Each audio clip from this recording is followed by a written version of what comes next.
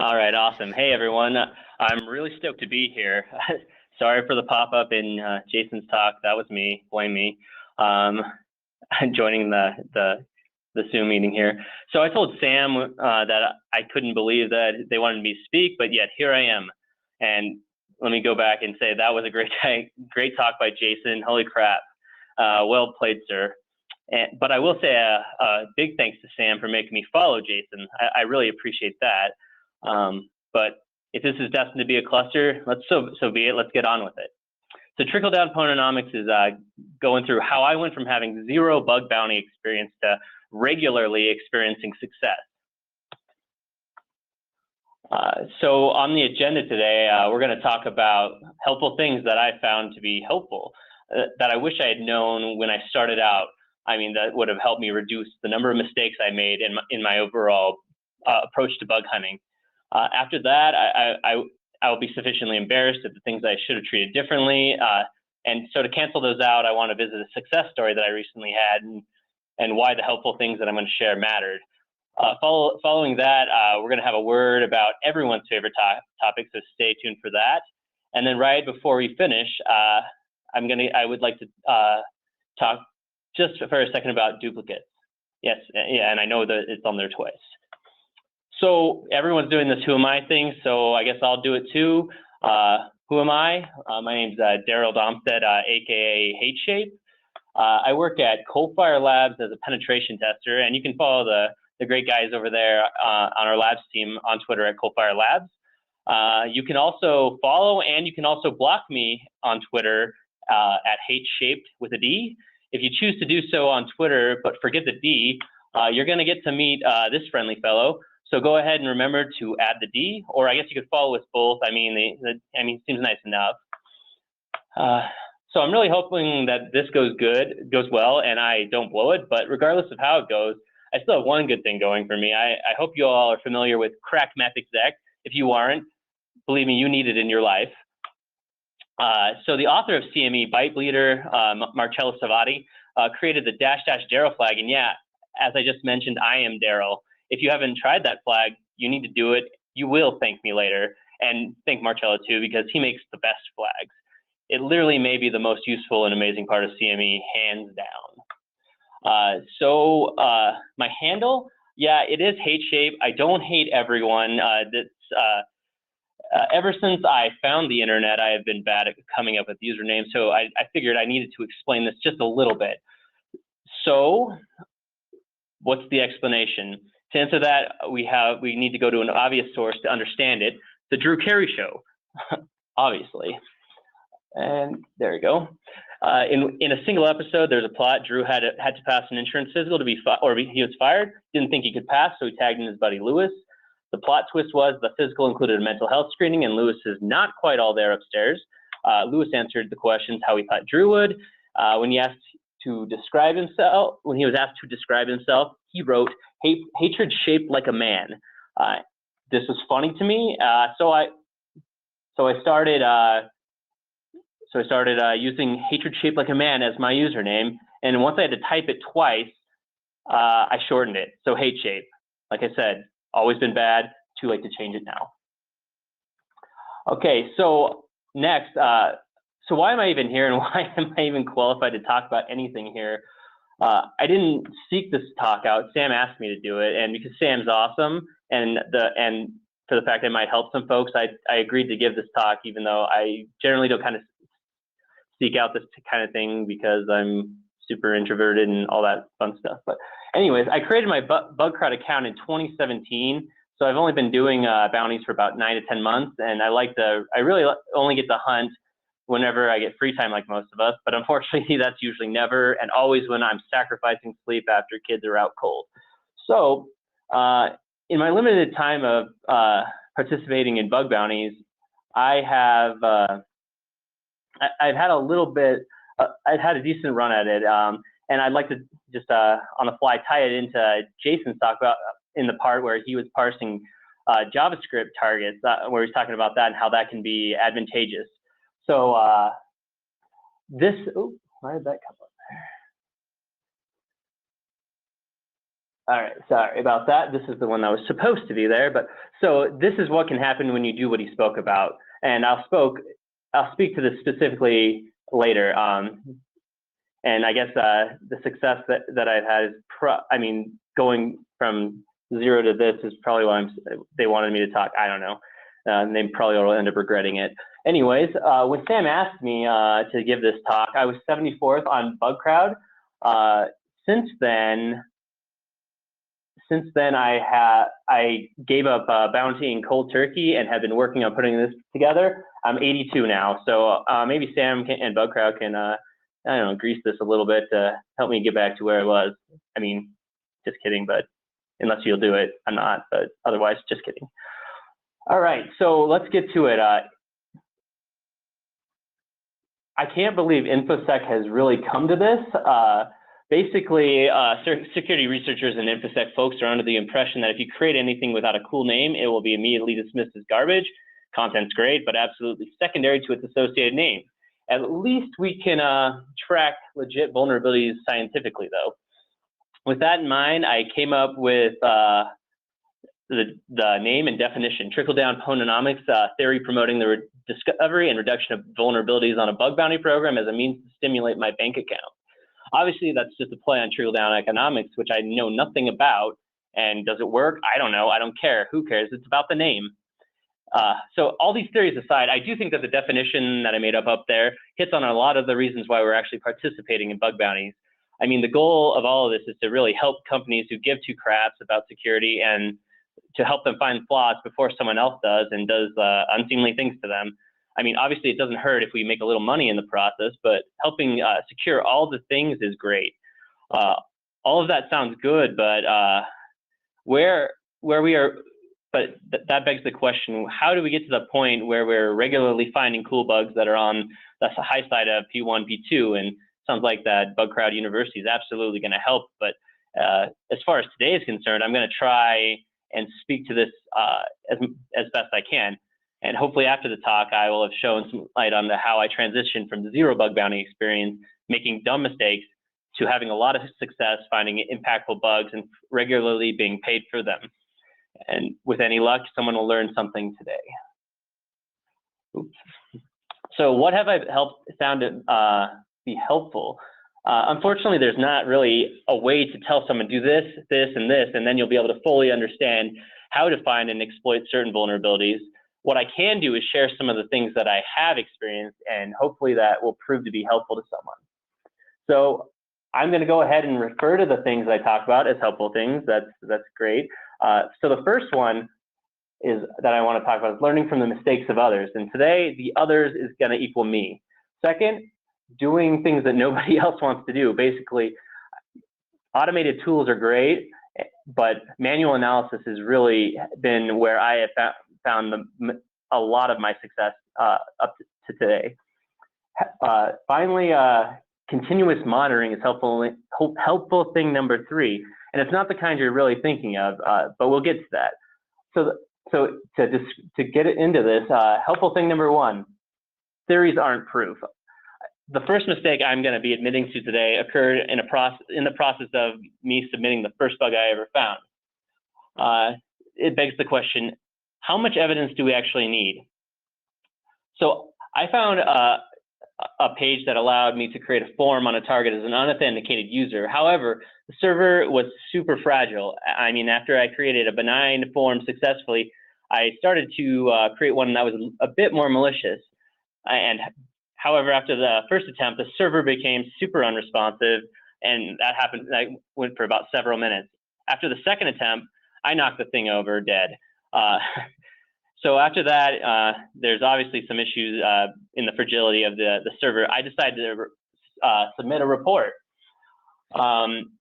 Remember that this was the first bug bounty report I had ever submitted. And I even stated in the submission that I don't want to stress the server or violate any of the rules of the program, which is understandable, to stay within the program rules and maybe staying out of jail. But the takeaway that I came from this is we shouldn't be submitting reports that have theoretical possibilities as the whole meat of the report. it's not enough. We need to give much more pertinent information as we can after the vulnerability has been proven. Then we can kind of ask if they need more, if they want us to prove it more, and then go into the theoretical space of things, but not before.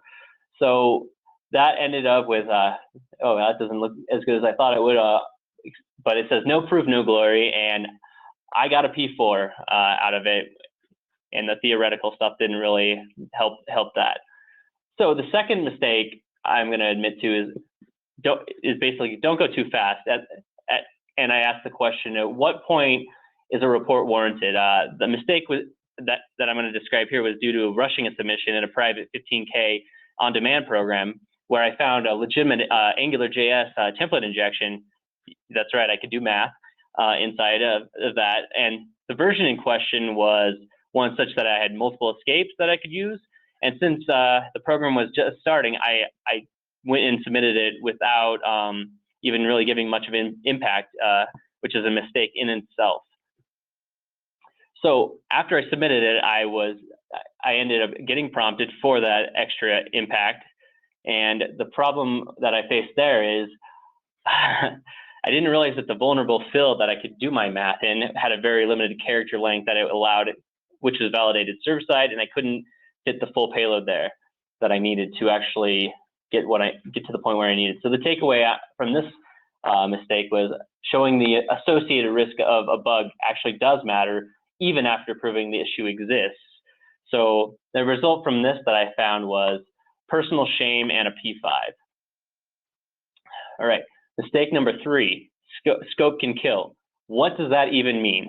I submitted a report for an AWS bucket that was writable to anyone. However, if you take a closer look and read the description and the extra info, my mistake is pretty glaring and stupid. So basically, if the words hopefully and isn't a waste of time show up twice and even once in what you are writing as someone submitting bugs, I'd say that you might just not have, you might need a little bit more there, and you haven't done enough to prove that this asset is attributable to whoever you say that it is. So the takeaway from that is be sure an issue's in scope and even owned by the program. That's probably important. But I mean, in this case, most of everyone already knows that determining who owns a specific asset hosted on AWS or other places can be tricky. I can go register any bucket name of any company that exists, and that doesn't, if you report it, that's going to be thrown out like immediately.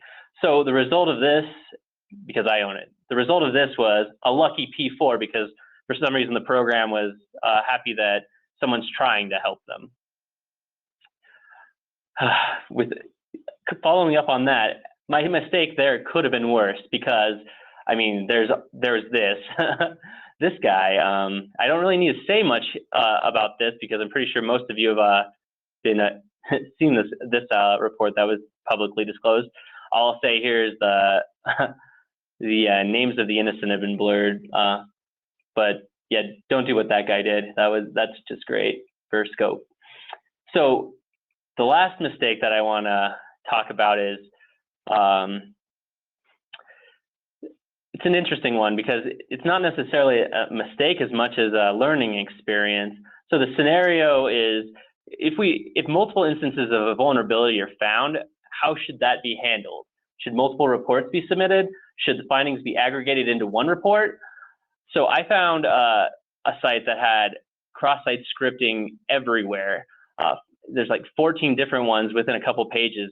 Basically, the parameters in those pages were vulnerable everywhere. So I went ahead and I submitted reports for all of them, 14 of them, and I ended up with 1 triage report and 13 not applicables. I mean, it seems like common sense. I've seen, not common sense, it seems like the consensus I have seen in multiple discussions that if a bug requires the program to change their code to fix the issue, it's a finding that stands alone. I mean, I'm pretty sure everyone here can see the minor flaw in that, the flaw being we have to trust programs to tell us if one change fixes everything or if each submitted vulnerability requires a specific change to fix because we don't have access to the source code. But I guess the takeaway from this learning experience was submit an aggregate report and trust programs will truthfully tell us if one changes if one change fixes everything. I guess I always would love to hear everyone's take on that after this talk for sure. So I'm done with the mistakes. Let's start talking about helpful thing number 2, which is relying on manual analysis on top of using automated tools. I know this is helpful thing number 2, but this was absolutely the most important thing I found in my success. I think along with this, I'd estimate at least half of the bugs that I've submitted that were paid have been through manually analyzing the content that I'm seeing that's available to everyone. So doing everything else nobody wants to do, what am I talking about? I'm talking about manually browsing the full site, that's a given, reading the HTML and JavaScript, reading any and all product documentation, that's help documentation, documentation to administer any server you can find. I mean, cyberstock developers, if you can, reading code on GitHub, reading Twitter feeds, reading Reddit, reading Google, Stack Overflow, blogs, forums, wherever you can get any kind of information. Basically, read all the everything, as great of a sentence as that is.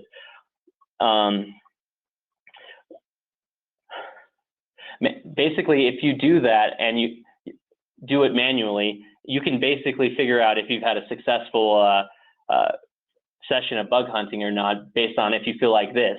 If you do, I would submit that you're doing a good job, because your eyes are going to want to bleed after reading as much JavaScript as I do. Don't get me wrong, automated tools are great and I use them on every target. Some of them just appeared right there. I really like JS Parser from Nahamsek, and Link Finder by Gerben is also pretty great. But if you refer back to one of the first slides where I showed bounties that I got, and all of the 10K bounties that I've got to date have been found myself manually. So let's move on to number 3, helpful thing number 3, continuous monitoring. And this is not necessarily the kind that you're used to associating with continuous monitoring. What am I referring to is I religiously monitor everything new in the bug bounty and penetration testing worlds. I read everything from those places I can get my hands on. Obviously, for the entertainment factor, cool exploits are great, and I love InfoSec, but also to see how other researchers are testing things. So, I mean, Twitter and blogs, but I follow an obscene number of blogs, RSS feeds, read every full disclosure that I can. Obviously, HackerOne Hacktivity is great for laughs and for cool bugs. But after that, how do I, the question becomes, what do I do with the information I have? For example, after seeing a blog post of how a researcher exploits a certain issue, I literally try to figure it out. Like, would I have found that bug? If the answer is yes, I still will compare how I think I could have found the issue and how the author of the blog post just found it. If I think the answer is no, which is a lot of times is the case, I try to figure out what I'm not doing, what am I not doing that would make me miss it? And then I go about trying to figure out how to fill the gaps between the two. Now, similar to helpful thing number 2, where we cyberstock developers, another thing I do is this. Yes, that is the result of scraping BugCrowd public rankings via cron job daily, all while being alerted to someone new rising in the ranks so I can follow them, hopefully to learn what they know that I don't. Just as an interesting thing that I'm not sure anyone else does, which is fine, because it's proven good on one bounty so far. All right, so enough of my fails, my great, terrible, embarrassing stuff. Yeah, I'm glad that's done. But one last word about that. Feel free to troll me all day long on Twitter or abuse me in the chat here. I don't care. It'll be fun. Anyhow, among all the failures, this is one of my favorite success stories. And so let me quickly set the scene here. So I found a site that had a target scope of anything owned by the program was fair game.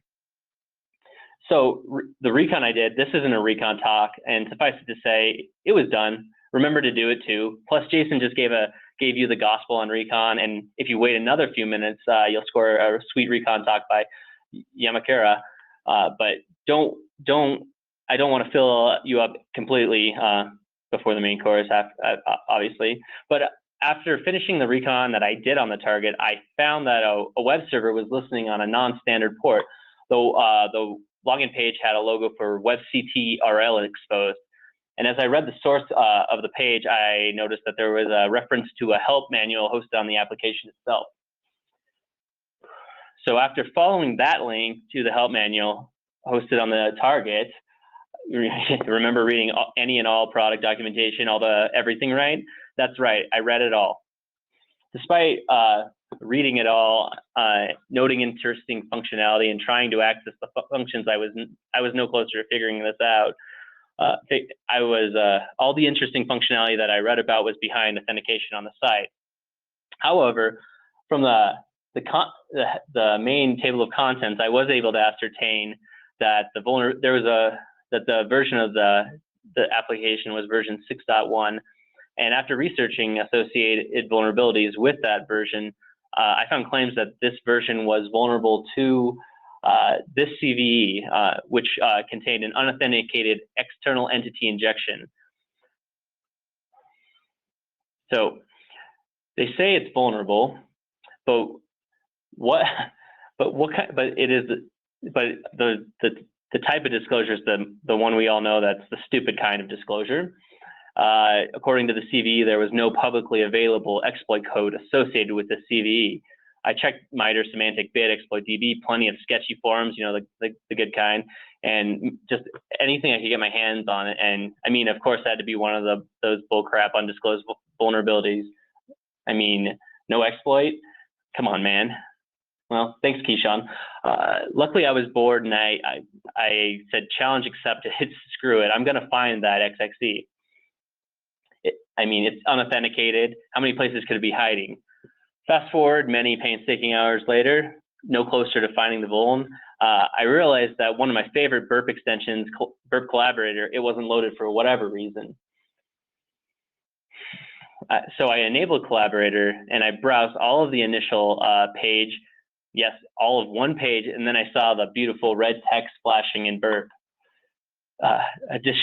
So I found Collaborator pingback for the XWAP profile header, which most of these pingbacks, there's a handy guide for them in cracking the lens, targeting HTTP's hidden attack service by James Kettle, which is just awesome. And since Mr. Kettle already described the header well in the blog post previously, I'm going to borrow his description, but give him all the credits. Absolutely give it to him. So this is what we know about that header. The XWAP profile header is an ancient header, which should specify a URL to the device's user agent profile, which is an XML document which defines capabilities. Compliant applications extract the URL from this header, fetch and parse the specified XML document so you can tailor the content they supply. And this risk of two high pieces of functionality, fetching untrusted URLs and parsing untrusted XML with obscure and easily missed functionality, seems ripe for exploitation. So if James Kettle thinks it's super exploitable, a possibility of that, I like where I stand here. So I absolutely love high-risk functionality, specifically fetching untrusted URLs and parsing XML. How much better can it really get? So the application itself did not add that header by default, but if you did add it, it was more than happy to go and fetch whatever URL you gave it. And in this case, as you can see in the screenshot there, I told it to go and fetch my totally not malicious XML payload from my VPS. So despite the assurances that I gave initially in the file name to the application, that XML was absolutely malicious. So after the application retrieved my XML file, parsed the file, and parsed it, it found a second reference to a DTD file hosted on the VPS, where this is also where I told the truth to the vulnerability about the previous malicious XML file. So I gave it my OKILI file, which it was parsed, and because of external entities being enabled, the application parsed it and ultimately sent the contents of a file that I told it to my VPS, and there's the win. So at this point, I basically assumed that I had found the vulnerability covered by the CVE that I referenced before. I mean, it covered an XXD that was unauthenticated, and I found an out-of-bound XXD that was unauthenticated. But in the off chance that it wasn't the same issue, I decided to contact Automated Logic, who creates that product. Real quick, let me just give kudos to them. It was very impressive to see that they responded within 12 hours and their extreme willingness to review the findings that I had. And from those conversations, I was able to ascertain that this wasn't the CVE that I thought I had found, but instead, it was this one, which is now the one that I'm going to be disclosing right now, which is awesome. So we have a CVE, and this wasn't a bug bounty program. So what happened? Can it get much better? Turns out a lot better. So I submitted the bug, got triaged quickly, and which is always an awesome feeling on its own, but even better in this instance, now that I had that CVE in my back pocket, until this happened. It turns out that the program had absolutely owned the IP address range in the past, but not for several years. The errand record hadn't been updated, and unfortunately, my report went from triage to not applicable. But I guess I did get a consolation CVE plus a recon win out of it. So real high level, what happened is I found a target, which was not super difficult, with a wide open scope, browsed all available content, spidered it, did brute force discovery iteratively. I read all the help manual, found the probable version, found a possible CVE associated with it, with no exploit published. But knowing that the system was vulnerable to an unauthenticated XXD, I did a ton of research, found nothing, realized burp, collaborator was off and enabled it, and on Q, James Kettle found me a nice potential issue.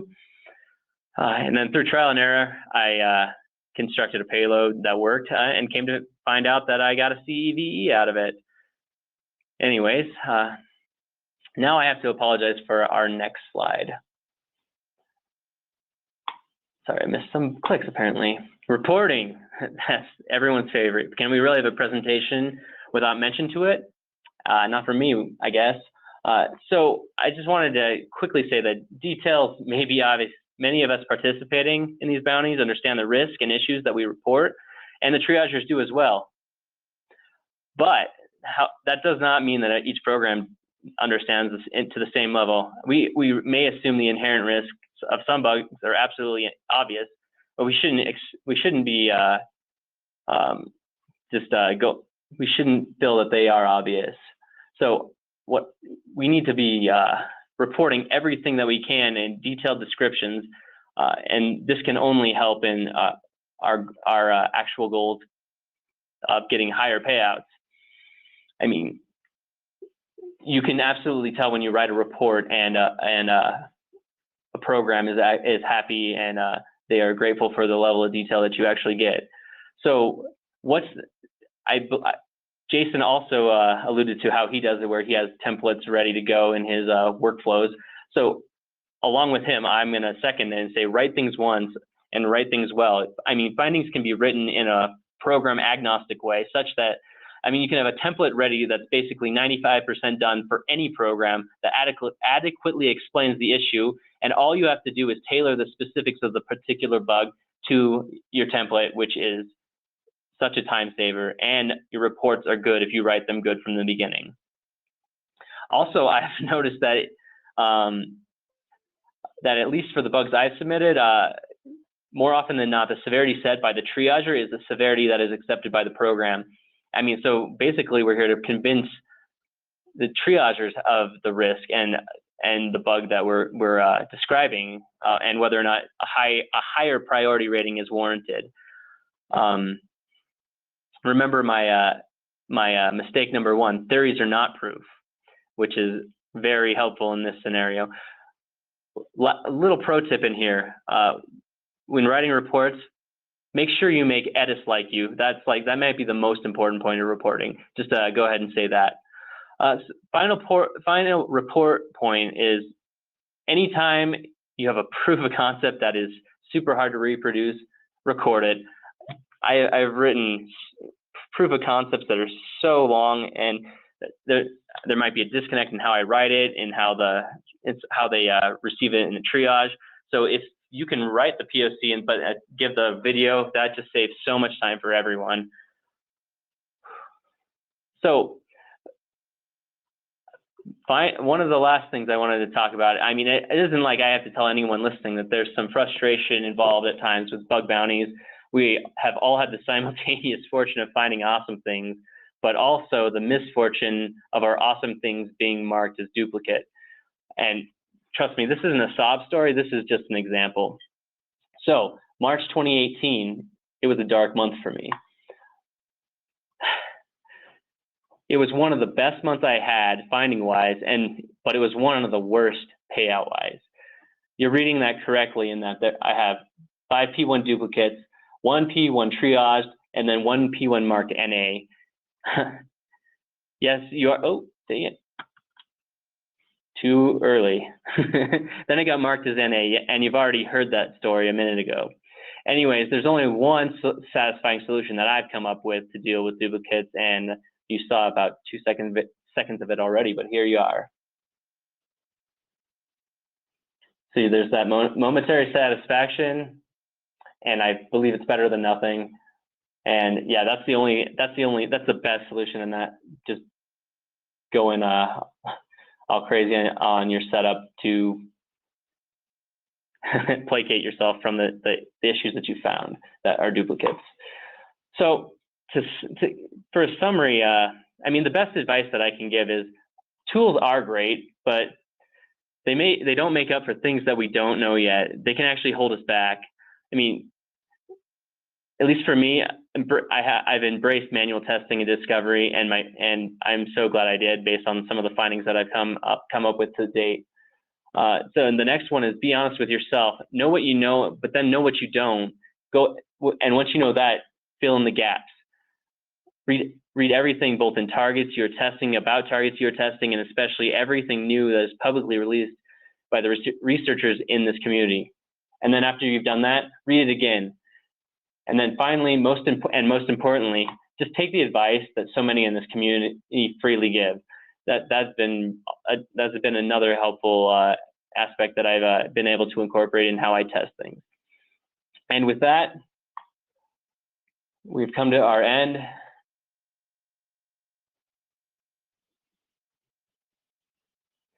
And any questions?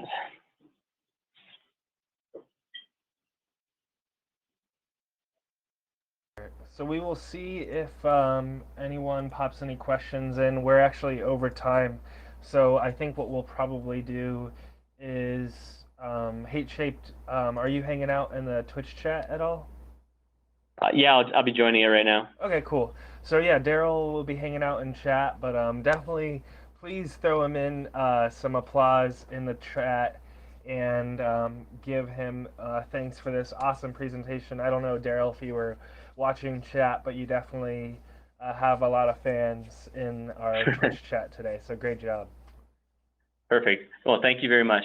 Yeah, and for everyone that's watching, this is automatically archived on our Twitch channel, so you can actually just scrub back if you go to the videos tab on our Twitch profile, and we'll have this up on YouTube within the next day or two. We'll see.